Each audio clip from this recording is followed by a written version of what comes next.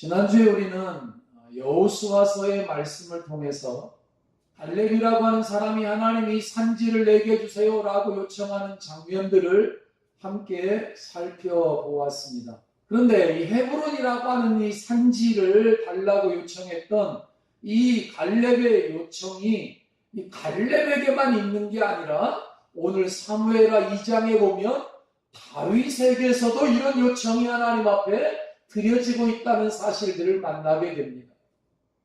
헤브론이라고 하는 땅이 도대체 어떤 땅이길래 창세기 23장에 보면 아브라함이 이 땅을 먼저 관심을 갖고 선점하고 은 400세겔에 이 땅을 사서 그리고 자기의 소유로 삼고 매장지로 삼고 약속의 땅이다. 이것은 이거 하나님이 주신 땅이야. 이거 너희들 땅이 아니라 하나님의 백성들의 땅이다. 자손 만대로 하나님의 백성의 소유라고 하는 사실을 선언하는 것으로부터 시작되어져서 그리고 나서 오랜 후에 세월이 흐르고 난 다음에 갈렙이라고 하는 사람이 등장을 해서 이 땅을 하나님이 내게 주신다고 말씀하지 않으셨습니까? 아니 이 땅은 하나님이 관심 갖고 있는 땅이지 않습니까? 하나님의 소원이 있는 땅, 하나님의 관심이 있는 땅, 하나님께서 남다르게 바라보는 이 땅, 모든 지구가 다 하나님의 것이지만 모든 땅덩어리가 다 하나님의 관심이지만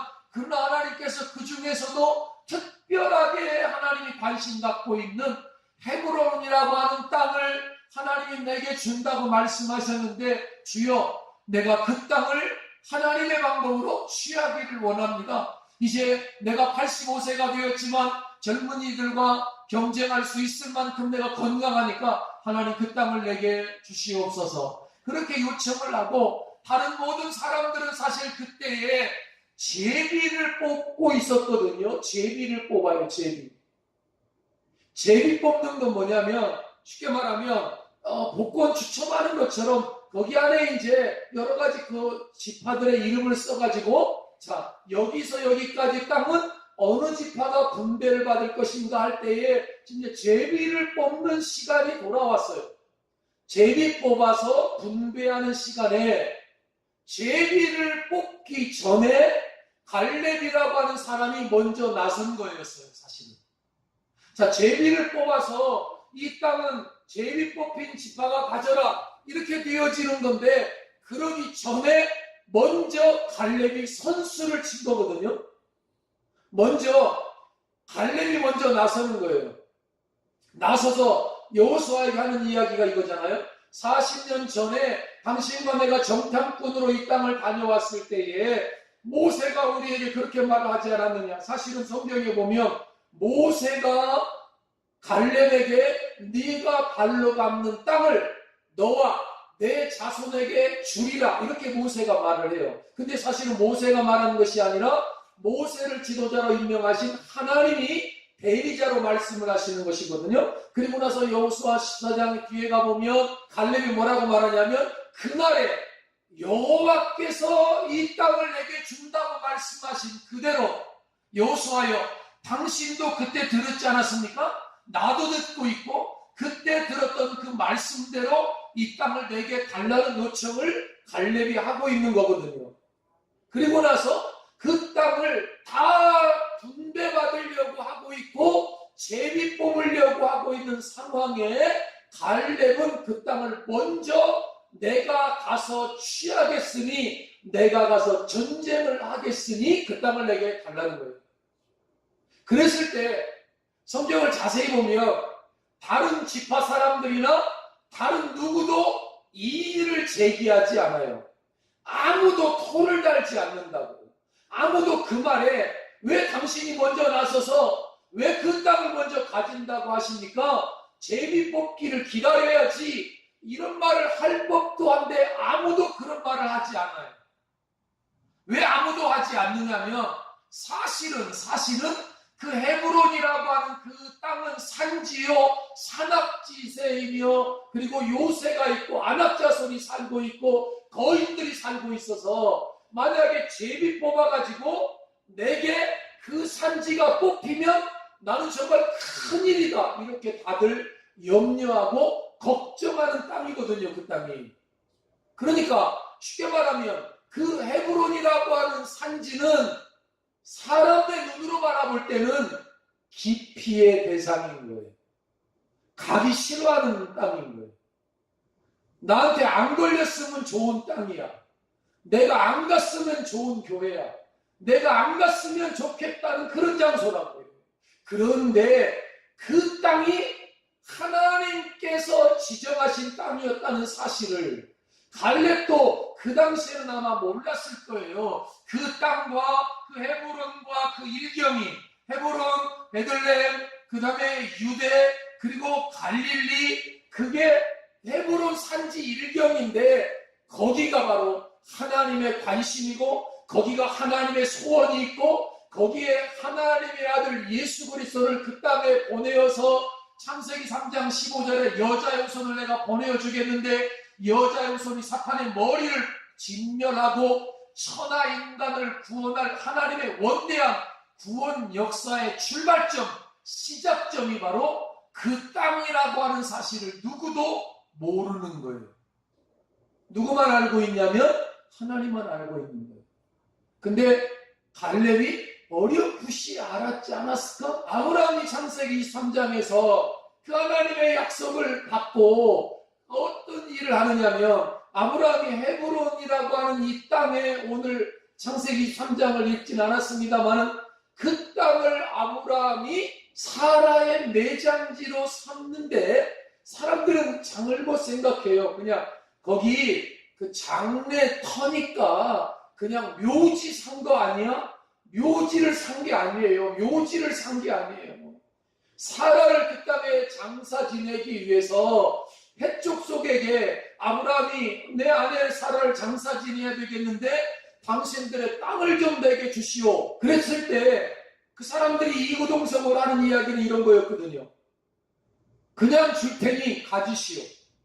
널린 게 땅이니까 넓은 게 땅인데 묘 하나 쓴다고 한들 무슨 표가 나겠어요? 그러니까 땅 넓은데 아무데나 쓰세요. 아무데나 원하는 대로 쓰세요. 당신이 원하는 곳에 당신의 아내를 장사 지내세요. 그런데 아브라함이 굳이 사야게 되겠다는 거예요. 그냥 당신들의 땅에다가 내 아내를 거기다가 그냥 무료로 장사 지내진 않겠다는 거예요. 그 땅을 사야 되겠다는 욕심, 사야 되겠다는 거예요. 사야 되겠다. 그러니까 그 사람들끼리 또 회의를 해가지고 그러면 당신이 원하는 땅을 말하면 우리가 그 땅을 줄 테니 당신이 혹시 마음에 정치 거둔 땅이 있으면 말해보시오. 그랬더니 아브라함이 뭐라고 말하냐면 내가 에브론이라고 하는 사람의 반머리를 내가 샀다. 반머리를 보았더니 그 밭의 머리에 굴이 있는데 그 막벨라 굴에다가 내 아내를 장례 지내기를 원한다는 이야기를 해요. 그랬더니 에브론이 또 뭐라고 말하냐면 당신이 내 밭을 원하는군요. 그러면 내가 거저 줄 테니 가지시오. 거기다가 장례를 지내세요. 이래도 아브라함이 아니라는 거예요. 그래서 값을 주고 살 테니까 당신이 값을 정하라는 거예요. 값을 정하라. 그런데요, 성경에 보면 400세겔에 그 땅과 일경을 샀다고 말을 해요. 400세겔에 밭과 무덤을 샀다? 이건 말도 안 되는 이야기예요. 40세겔도 안 나갈 땅인데 400세겔을 달라고 한 거예요. 400세겔을. 그러니까 얼토당토 않는 엄청난 값을 에브론이라고 하는 사람이 부른 거예요. 아브라함이 그 땅을 사겠다 그러니까 그 사람들의 입장에서는 무슨 생각을 했겠느냐면 그래 이번에 한몫 보자 뭐 이런 생각이 없지 않았겠어요? 400세겔을 달라고 했을 때 나 같으면 여보시오 다시 말해보시오 땅값이 있는 것이지 어떻게 400세겔이요 말도 안 되는 소리 하지 말고 제대로 불러보시오 이렇게 말했을 것 같은데 아브라함은 한마디도 대꾸하지 아니하고 400세겔을 주고 그 땅을 사요. 아브라함이 몰랐을까요? 그 땅값이 터무니없다는 거 알았어. 다 알아. 그래도 그 땅을 사. 왜 그러냐면 그 땅을 사서 그 땅에다가 사라를 장례하는 거지만 사라를 묻는 거지만 이 땅은 나중에 이제 이스라엘 백성들이 애굽의 종살이하고 가나안으로 다시 되돌아올 건데 그때에 그의 후손들에게 이 땅은 우리 땅이야. 우리 땅. 우리가 값을 주고 산 보증이 있는 땅이라고 하는 사실을 거기다가 확증짓는 의미도 있기도 하고, 또 하나는 사실은 사라를 장래 지낸 게 아니라 거기다 믿음을 심은 거거든요. 믿음의 씨앗을 심은 거라고. 믿음의 씨앗을. 이 땅이 별 볼 일 없는 땅이라고 여러분은 생각할지 모른다. 그러나 그 땅에 어떤 일들이 일어나지요? 사라가 묻히고 아브라함이 묻히고 이삭이 묻히고 이삭의 아들 리브가가 묻히고 야곱이 묻히고 야곱의 아들 레아가 묻히고 믿음의 조상들이 족장들이 거기 누워서 주님 오실 때를 기다리고 있는, 세상의 관점하고는 전혀 다른 그런 약속의 땅일 뿐만 아니라 사실은 거기다가 믿음의 씨앗만 심었느냐? 아니 그게 아니고 아브라함은 지금 사라를 장사 지내면서요, 제가 지난번에 원사님 장례하면서 그런 말씀드렸습니다만 사라를 장례 지내는 사건이 23장에 나와요. 창세기 23장이요. 그런데 창세기 22장에 가보면 무슨 사건이 일어나냐면 하나님께서 독자 이삭을 번제물로 드리라는 이야기가 22장에 나와요. 그러니까 아브라함이 창세기 16장 이때 12장에서 부름을 받아가지고 믿음이 점점 자라면서 아브라함의 믿음이 최고조로 올랐을 때가 어디냐면 창세기 22장인 거예요. 거기서 하나님이 아브라함을 시험하는 거예요. 네가 진짜 나를 믿느냐? 그렇다면 네 사랑하는 아들 독자 이삭을 내게 번제물로 드리라. 그래서 이삭을 데리고 모리아 산으로 가잖아요. 그 모리아 산이 헤브론이 있는 이 산지예요. 집 옆에서 드리는 게 아니에요. 사흘 길을 걸어가서 모리아 산에 가서 종들은 놔두고 아브라함과 그 이삭이 함께 산에 올라가는데 아브라함이 깃땔감을 짊어지고 가는 게 아니라 이삭이 나무를 짊어지고 가는 거예요. 예수님이 십자가를 짊어지고 골고다 언덕을 올라가는 그 예표거든요. 그래서 올라가는 거예요. 그래가지고 가보니까 가는데 이삭이 물어보잖아요. 아버지, 번지할 나무는 있는데 번지할 어린 양은 어디 있어요? 이런 질문을 하잖아요.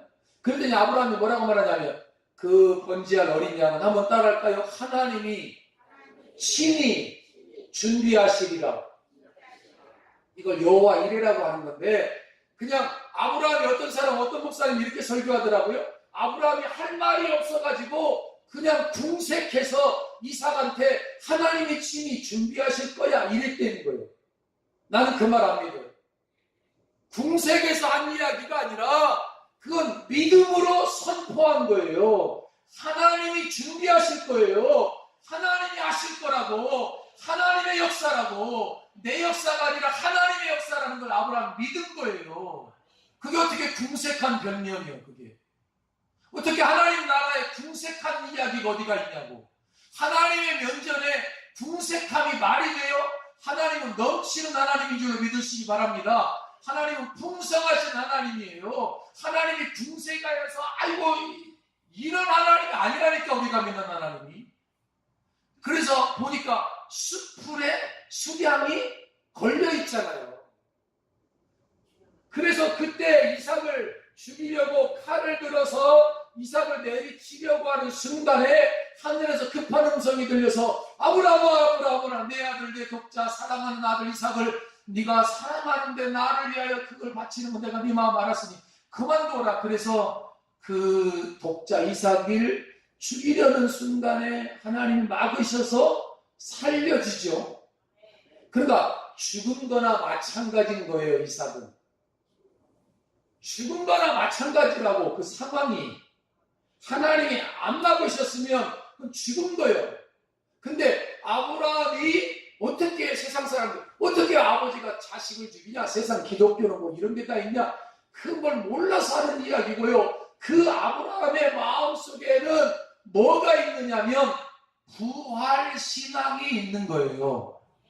무슨 신앙이 있다고요? 부활신앙이 있는 거예요. 죽어도 다시 살리리라고 하는 부활신앙이 있는 거예요. 아까 이삭이 물어봤다 그랬잖아요. 번제할 어린 양은 어디 있느냐? 네가 번제할 어린 양이다. 네가 이삭이다. 이렇게 말은 안 했지만 너다 너 그러나 너를 죽여도 하나님이 다시 너를 살리시리라고 나는 믿는다. 왜냐하면 이삭이 죽어버리면 하나님의 족보가 끝나버리잖아. 족보가. 우리도 여기 그 컨테이너 하우스에 그 권씨 족보가 있길래 내가 잘 거기다 지금 이렇게 해놨어. 족보가 있잖아. 족보가 계속해서 아브라함의 자손들 가운데 하나님이 아브라함에게 너에게 자손을 주리라, 너에게 땅을 주리라, 너의 자손으로 말미암아 천하만민이 구원을 얻으리라. 하나님이 5번이나 나타나셔서 아브라함에게 계속 이야기를 하셨다고요. 그리고 아브라함이 100세 때 이삭을 얻었잖아요. 100세 때. 근데 100세에 얻은 이삭이 죽어버리면 어떻게 되는 거예요? 하나님의 언약이 끝나는 거죠. 하나님이 말씀하신 것이 무효가 되는 거죠. 무효가. 그런데 하나님이 그 독자 이삭을 죽이라고 죽게 그냥 내버려 둘 리가 없다. 하나님이 다시 살리실 줄을 믿는 믿음을 거기 심은 거예요. 그렇기 때문에 그 헤브론이라고 하는 산지에는 부활신앙이 심겨져 있는 것이에요. 믿음의 씨앗이 심겨져 있는 거예요. 하나님을 신뢰하는 믿음이 거기에 심겨져 있었던 거라고요. 근데 그것으로 끝난 줄 알았는데 갈렙의 사건 이후에 오늘 사무엘하 2장에 가보니까 다윗이 오늘 성경은 사울이 죽은 후에 사울왕이 죽었어요. 이젠 다윗이 왕이 될 차례잖아요. 그런데 다윗이 첫 번째 이제 사울이 죽은 다음에 다윗이 첫 번째 하는 행보가 뭔가를 주목해 보자고. 다윗이 하는 게 첫 번째 뭐냐? 하나님께 여쭙는 거예요. 여호와께 여쭈어 가는데 내가 유다 한 성읍으로 올라가리이까? 이런 질문을 해요. 어디로 가면 좋겠습니까? 이렇게 여쭙지 아니하고 유다 한 성으로 올라가리이다. 유다의 성을 이야기해요. 유다 지파의 성을 이야기해요. 말하는 게 틀려요. 말하는 게. 헤브론이라고 하는 땅은 제비 뽑혀가지고 아무 지파에게나 그냥 넘겨줄 그런 땅이 아닌 거예요. 그 땅은. 다시요. 헤브론이라고 하는 이 땅은 아까 제비 뽑기 직전에 갈렙이 내가 그 땅을 취할 테니 나에게 주시오 라고 먼저 이야기했다 그랬잖아요. 그 땅은 제비가 뽑혀가지고 만약에 갓 지파에게 가면 안 되는 땅이라고. 에브라임 지파에게 가면 안 되는 땅이에요. 므낫세 지파에게 가면 안 되는 땅이야. 왜냐하면 그 땅에서 예수 그리스도가 탄생해야 될 땅이기 때문에 그래요. 그러려면 예수님은 유다 지파의 후손으로 오시기로 예언되어 있어요. 유다 지파. 아무나 그 땅을 가는 게 아니라 그 말이에요. 아무나 그 땅에 관심이 있는 게 아니라 그런 이야기예요. 아무나 헤브론에게 관심이 있는 것이 아니라 하나님이 관심 갖게 하는 사람들만 관심을 갖는 거예요. 여기 우리 집사님과 권사님과 성도 여러분들이 여기 위봉교회에 와 있는 것이 위봉교회 성도인 것이 어쩌다가 우연이요 필연이요. 우연이라고 하려고 그랬지. 필연이요, 필연. 아무나 여기 있는 게 아닌 거예요. 또 하면서 이렇게 짜면 이왕이면 큰 교회 그 속에서 그냥 있으면 이런 생각들 하시니까 그런 거예요. 눈으로 볼 때는 우리 교회가 북전주 노회에서 제일 약한 교회래요. 나는 속으로 절대 안 그런데요. 왜 여러분이 일당천이니까. 일당천이 뭔지 몰라요? 일당천. 제가 논산훈련소에서 군대 생활하면서 차출돼가지고 끌려갔는데 공수부대로 끌려갔잖아요. 그래가지고 공수부대 끌려갔더니 우리한테 하는 이야기가 뭐냐니까 너희들은 일당천이 되어야 된다는 거야. 네 혼자가 북한군 1000명을 맞서서 싸울 정도로 그렇게 돼야 되는데, 그래놓고요 그날부터 훈련을 하는데, 훈련이 아니라 사람을 완전 죽이더구만. 완전 훈련 받는 내내 제가요 다리를 막 이렇게 걷지를 못하고 이렇게 전라도 말로 끄시고 다녔다니까. 물도 안 줘서 흙탕물 마시면서. 그래야 게릴라가 하나 만들어진다는 거지. 일당 천이요. 나는 여러분이 일당 천의 성도인 줄로 믿습니다. 어려운 환경과 여건 굴하지 않고 하나님의 교회를 지키고 믿음을 지키고 여기까지 온 거 정말 잘하신 일이요. 그러나 이거는 아무나 여기 이렇게 오는 게 아니라니까. 조병장 집사님이 은퇴해가지고 할 일 없어서 이 고향에 내려온 게 아니라니까. 사람들은 그렇게 말을 하지. 사람들은 어쩌다가 우연이라고 이야기하죠. 하나님 나라에는 우연이 없습니다. 필연입니다. 필연. 이걸 신학적인 용어로 뭐라고 말하냐면, 한번 따라할까요? 하나님의 섭리. 뭐가 있다고요? 하나님의 섭리. 여기가 헤브론의 역할을 해야 될 중요한 요점이 있기 때문에 그래요. 영적 지도를 한번 보세요. 우리가 있는 이 땅이 어떤 땅인지를 한번 보시죠.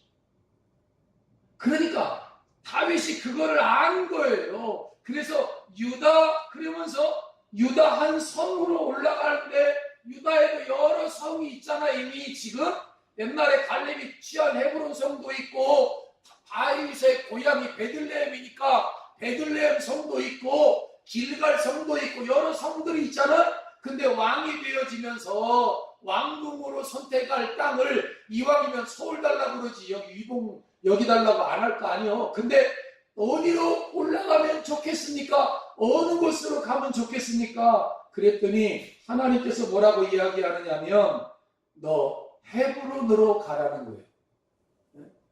하나님이 다른 말 하지 아니하고 유다 어디로 갈까요?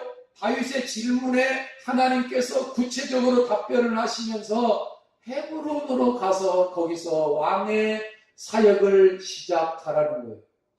헤브론으로 가서 첫 출발을, 첫 시작을, 왕의 역사를, 구원의 역사를, 하나님의 역사를 시작하라는 거예요. 왜냐하면 유대인의 왕 그리스도는 유다 지파에서 나실 것이기 때문이며, 유다 지파에서 나신다고 창세기 49장 10절에 예언되어져 있어요. 그래서 다윗은 자신을 유대인의 왕으로 세우시려는 하나님의 뜻을 아는 거예요. 하나님이 올라가라는 거예요. 만군의 여호와께서 함께 계시니 다윗이 점점 강성하여가 아니라, 이런 말씀도 있는데, 어쨌든 헤브론이라는 거예요. 다윗의 고향으로 가면 더 좋을 텐데, 베들레헴이면 더 좋을 텐데, 거기가 아니라 헤브론이라는 거예요. 왜 헤브론이라고요? 헤브론은 하나님의 뜻이 있는 땅이에요. 하나님의 관심이 있는 땅이에요. 하나님의 소원이 심겨진 땅이에요. 하나님의 구속사적 경륜을 깨달을 수 있는 곳이 바로 그 땅이라고요. 아브라함이 하나님의 말씀을 좇아서 가나안에 들어가서 여호와께 단을 쌓은 곳. 자, 창세기 13장 18절 한번 띄워볼래요? 제가 이곳에 오면서, 하나님, 내가 위봉교회 가야 되는지 말아야 되는지 말씀해 주세요. 그런데 하나님 창세기 13장 18절을 저에게 주셨어요. 이 많은 성경 구절 중에서 창세기 13장 18절 말씀을 저에게 하나님이 들려주셨어요. 이에 아브라함이 장막을 옮겨 헤브론에 있는 마물의 상수리 수풀에 이르러 거하며 거기서 여호와를 위하여 단을 쌓았더라. 이게 무슨 이야기냐면, 아브라함의 조카 롯이 이제 먼저 선택을 해서 롯을 먼저 떠나보내고 난 다음에, 아브라함이 지금 마음이 좀 허전하거든요. 조카가 떠나고 난 다음에. 그런 상황에 하나님이 오셔가지고 아브라함에게 뭐라고 말하냐면, 아브라함아, 자, 네가 동서남북을 지금 한번 쳐다봐라. 그랬더니 아브라함이 동서남북을 쳐다봐. 하나님이 뭐라고 말하냐면, 야, 아브라함아, 네가 보이는 이 모든 땅을 너와 너의 자손에게 내가 주리라. 그리고 내 자손이 땅의 티끌 같게 많아질 것이고 땅의 티끌을 능히 셀 수 있을진데 내 자손도 셀 수 있을 것이다. 그 말을 하나님이 아브라함에게 하면서 위로를 주시거든요. 롯이 먼저 좋은 땅을 선택해서 떠나버렸다고. 근데 롯은 눈에 보이는 좋은 땅으로 가. 하나님이 관심 갖는 땅으로 가는 게 아니라, 하나님의 언약이 머문 땅으로 가는 게 아니라 육신의 눈으로 볼 때 좋은 땅으로 가. 세상 사람들도 마찬가지잖아요. 교회를 가까이 있는 게 축복이거든. 근데 교회가 들어오면 어쩌고 잘 몰라서 그 교회에서 생명수가 흘러가거든요. 그랬더니 그런 상황에서 아브라함에게 하나님이 오셔가지고, 야 아브라함아, 동서남북을 내가 다 줄게. 그랬으면 아브라함이 어디를 가든지, 아브라함의 뜻이요, 이제 네가 눈으로 보는 땅을 다 너한테 다 준다 그랬으니까 아브라함이 어디든지 갈 수 있잖아. 어디든지. 근데 아브라함이 어디로 가는가 보세요. 18절에 아브라함이 장막을 옮겨 어디로 가요? 헤브론으로 간다니까요. 헤브론이 아까 말했어요. 산성이라고, 위봉산성처럼 산성이라고, 산지라고. 우리 600m 해발이지만 거기는 967m 해발이야. 이스라엘에서 가장 높은 곳이에요. 근데 헤브론 산지로 가. 산지로 왜 가느냐니까, 거기서 상수리 스풀에 이르러서 거기 거하면서, 거기서 중요한 단어는 그 다음에 한번 같이 한번 읽어볼까요? 여호와를 위하여 단을 쌓았더라. 예배하러 가는 거예요. 하나님 예배하러 단을 쌓는. 그게 아브라함의 이야기예요. 여호와께 단을 쌓아요. 그리고 그 헤브론에, 그곳에 막벨라 굴이 거기 있어요. 그리고 그곳에 그의 아내를 장사 지내요. 그리고 그의 아들과 그의 손자가 그곳에 계속해서 장사 지내요. 아브라함은 가나안 땅이 다 너와 너 자손에게 주리라 그랬지만, 아브라함이 자기 소유로 삼은 땅은 그거요. 그거. 헤브론에 있는 막벨라 굴, 거기만 유일한 소유지였어요.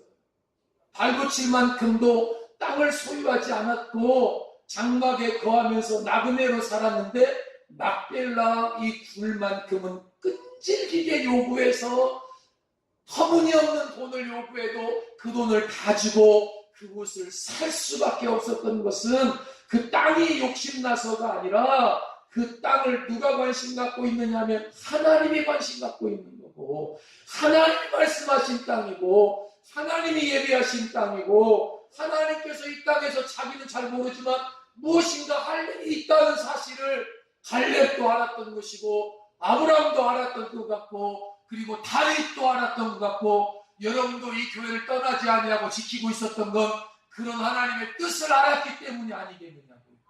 훗날 이스라엘 민족이 애굽에서 번성해서 돌아왔을 때, 이게 우리 조상들이 묻힌 우리 땅입니다. 당당하게 선언할 수 있도록, 증언할 수 있도록, 이게 약속의 터입니다. 여기가 하나님의 은혜의 시발점입니다. 시발점. 여기가 출발점입니다. 출발점. 여러분, 아브라함은 갈대아 우르 사람이지만 아브라함의 믿음의 출발점은 헤브론이에요. 모리아 산이에요. 갈렙, 그는 이방인이었어요. 이방인, 이스라엘 사람이 아니에요. 정통 이스라엘 사람이 아니야. 그런데 어찌 되었는지 이스라엘 하나님 여호와를 알게 되고 믿고 이스라엘 백성들과 하나가 되고 난 다음에 그 지파의 지도자가 될 정도로 믿음의 장성한 분량에 이르고 난 다음에, 그는 이방인이라고 하는 핸디캡을 가지고 있었지만 그런 것에 주눅들지 아니하고, 환경과 여건에 주눅들지 아니하고, 거인들의 그 기세당당함에 주눅들지 아니하고, 그 땅을 내가 취할 것입니다. 하나님이 그 땅을 주신다고 하셨습니다.